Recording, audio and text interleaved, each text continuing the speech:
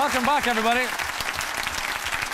I want you to meet Dave Grennan. Dave, how are you? Hello, Ryan. I'm very well. How are you? It's very good to meet you. You too, Tell Ryan. me a little bit about your garden shed, if you would, please. Well, Ryan, I have a bit of an unusual garden shed because it's filled with a lot of very, I suppose, complicated equipment for studying the night sky. Oh, so you're into the stars. I'm an amateur astronomer, so very recently I made a discovery with this equipment. So I've been very excited about that. And it wouldn't be your first discovery. What, you've made a few before, haven't you? Previous to this, Ryan, I've made two previous discoveries of asteroids, big 3-kilometre wide rocks in space which are orbiting out there beyond Mars and Jupiter, and I even got to name one of them. Did you? What did you name it? Well, I was lucky enough to name it after my mum, Catherine Griffin. It was her maiden name.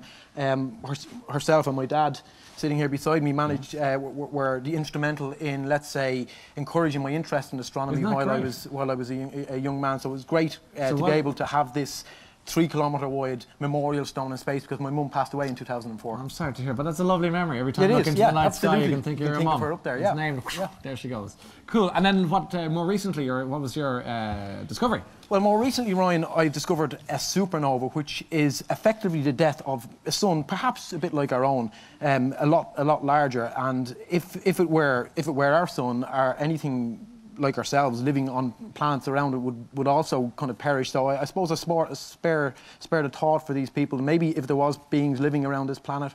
They had a bad day that day. They had a bad day, Ryan. Let's have a look at a picture of your garden shed. I love the garden shed picture because it's look there you are. You got the washing hanging up next door. You've got the satellite dish next door, and then 2 doors down you've got the Starship Enterprise in a shed.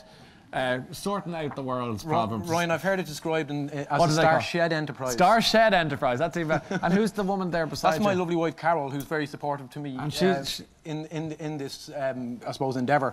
It takes a lot of support because it takes a very understanding wife, Ryan, to allow me out there at kind of all hours of the night. But you love it, though. I mean, of course. Do you have to sit out in the shed at midnight, 2 in the morning, or? I'll be there all hours of the night. Especially, I work during the weekday, so I have to be there when it's have to be there early in the morning. So I can't be there obviously all night. But I'm there when it's weekends. I'm there till the small hours of the morning. In fact, that particular night when I made this discovery, I was there till 6 a.m. Ryan. Do you drink a lot of coffee?